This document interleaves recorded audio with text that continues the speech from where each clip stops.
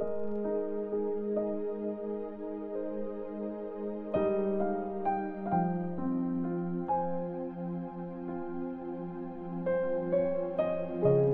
chapter 1. Tinakasan ni Jonah si Lord. Isang araw, sinabi ni Lord kay Jonah na anak ni Amittai, pumunta ka sa great city ng Nineveh, tapos mag-prophesy ka laban sa kanila kasi alam kong grabe na ang kasamaan nila. Pero nag-prepare si Jonah papuntang Spain para takasan si Lord. Pumunta siya sa Joppa at nakakita siya doon ng isang barko papuntang Spain. Nagbayad siya ng pamasahe, sumakay sa barko at bumiyahe papuntang Spain kasama ng mga crew. Akala niya kasi wala doon ang presence ni Lord. Pero nagpadala si Lord ng super lakas na hangin sa dagat, kaya halos mawasak ang barko dahil super lakas ng bagyo. Takot na takot yung mga crew, kaya nagpray sa kanya-kanyang Diyos ang bawat isa sa kanila. Hinagis din nila sa dagat ang mga gamit para pagaanin yung barko. Habang nagkakagulo sila, si Jonah naman ay nasa baba, sa isang sulok ng barko at mahimbing na natutulog. Lumapit sa kanyang kapitan ng barko. Grabe ka, nakuha mo pang matulog? Bumangon ka at mag-pray sa Diyos mo, baka sakaling maawa siya para hindi tayo mamatay. Nung nasa taas na sina Jonah, nag-decide ang mga crew ng barko. Tara, magpalabunutan tayo para malaman natin kung sino ang dahilan ng bagyong ito. Kaya nagpalabunutan nga sila at ang pangalan ni Jonah ang nabunot. Tinanong nila si Jonah, sabihin mo sa amin kung sino ang dahilan ng bagyong ito. Ano bang trabaho mo? Saan ka galing? Anong bansa mo at anong nationality mo? Isa akong Hebrew, sagot niya. Nag-worship ako kay Lord, ang Diyos ng langit, ang gumawa ng dagat at lupa. Inamin din ni Jonah na tinatakasan niya si Lord, kaya grabing takot ang na-feel ng mga crew at sinabi sa kanya, sobra ka, alam mo ba kung anong ginawa mo? Dahil lalong lumakas ang bagyo, tinanong nila si Jonah, anong dapat namin gawin sa iyo para huminto na ang bagyo? Sinabi niya sa kanila, buhatin niyo ako at ihagis sa dagat, tapos huhupa na ang bagyo. Alam ko, ako ang dahilan kung bakit nakakaranas kayo ng super lakas na bagyo. Pero sinubukan pa rin ng mga crew na magsagwan papuntang Pampang, kaso hindi nila kaya kasi mas lalong tumindi ang bagyo. Tapos nagpray sila ng malakas kay Lord, please Lord, parang awa niyo na. Huwag niyo kaming hayaan na mamatay dahil sa taong ito. Huwag niyo po kaming parusahan sa gagawin namin sa kanya. Kayo po ang may gusto nito, Lord. Kaya binuhat nila si Jonah at hinagis sa dagat. Tapos, kumalma agad ang dagat. Kaya mas tumindi ang takot ng mga crew kay Lord. Nag-offer sila ng isang sacrifice at gumawa ng mga vow kay Lord. Pero inutusan ni Lord na lunukin si Jonah ng super laking isda, at si Jonah ay nasa tiyan ng isda ng 3 araw at 3 gabi. Jonah chapter 2. Ang prayer ni Jonah. Nagpray si Jonah kay Lord na Diyos niya habang nasa tiyan siya ng isda. Sabi niya, nung nahihirapan ako, Lord, nagpray po ako sa inyo at sinagot niyo ako. Mula sa kailaliman ng Sheol, sumigaw po ako at boses ko'y narinig niyo. Tinapon niyo ako sa kailaliman, papunta doon sa pusod ng dagat. Malalakas na agos ang bumalot sa akin. Malalaking alon ang humampas sa akin. Ang sabi ko, sa paningin niyo ako'y inilayo. Makikita ko pa ba kaya ang banal na temple niyo? Pinaligiran ako ng mga tubig. Sa kalaliman ay lubusang hinigop at mga halamang dagat sa ulo'y pumulupot. Sa paanan ng mga kabundukan, ako'y pumunta. Mga gate nito'y forever nakasara. Pero mula sa hukay, niligtas niyo po ako, O Lord na aking Diyos.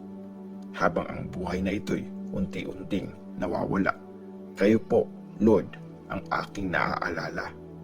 Nakarating sa inyo ang prayer ko. Umabot ito sa banal na temple niyo. Yung mga nag-worship sa mga Diyos-Diyosan ay hindi naman talaga loyal sa inyo. Pero ako, mag-offer po ako sa inyo ng mga awit at mga pasasalamat. Yung mga promise ko, tutuparin ko. Ang kaligtasan ay galing po sa inyo, Lord. Tapos, inutusan ni Lord ang isda at niluwa nito si Jonah sa lupa.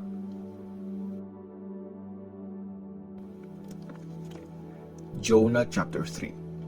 Naniwala sa Diyos ang mga taga Ninive.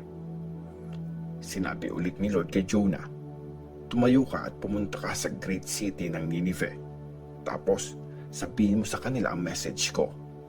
Kaya, gaya ng utos ni Lord, nagpunta nga si Jonah sa Ninive na talagang napakalaking city. Kasi, aabutin ng 3 days pag nilakad ang magkabilang dulo nito. Sa unang araw pa lang ng paglalakad niya sa Ninive, nag-start na siya mag-prophesy. Sabi niya, 40 days na lang at wawasakin na ang Ninive. Naniwala sa Diyos ang mga taga Ninive, kaya nag-declare sila na mag-fasting ang lahat. Mahirap man o sobrang yaman, nagdamit sila ng gawa sa sako. Nung nakarating sa hari ng Ninive ang balita, umalis siya sa trono niya, hinubad ang robe, nagdamit ng sako at umupo sa mga abo. Tapos, nag-proclaim siya ng batas para sa mga taga Ninive. Ang utos ng hari at ng kanyang mga matataas na officials, walang kakain ng kahit ano ang sinuman. Ang lahat ng tao at mga hayop, mga baka at mga tupa ay bawal kumain at uminom. Magsuot ng gawa sa sako ang lahat ng mga tao at mga hayop at mag-pray ng buong puso sa Diyos. Magbagong buhay ang lahat at talikuran ang kasamaan. Malay natin, baka maawa ang Diyos at magbago ang isip niya. Baka sakaling hindi na siya magalit at hindi niya tayo wasakin. Nagbago ang isip ng Diyos na makita niya ang pagtalikod nila sa kasamaan. Hindi niya na tinuloy ang sinabi niyang parusa na ibibigay dapat sa kanila.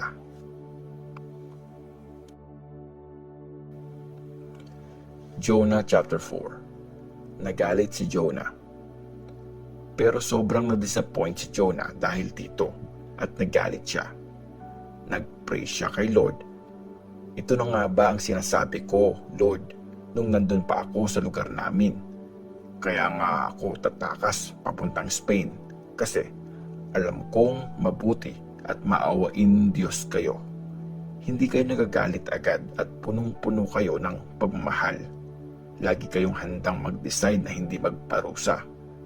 Patayin niyo na lang ako, Lord. Mas gugustuhin ko pang mamatay kaysa mabuhay. Kaya tinanong siya ni Lord, bakit? Anong reason mo para magalit?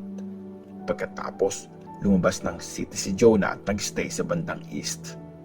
Gumawa siya ng masisilungan at umupo siya sa ilalim nito. Hinihintay niya kung anong mangyayari sa city. Tapos, nagpatubo ng halaman si Lord God sa tabi ni Jonah.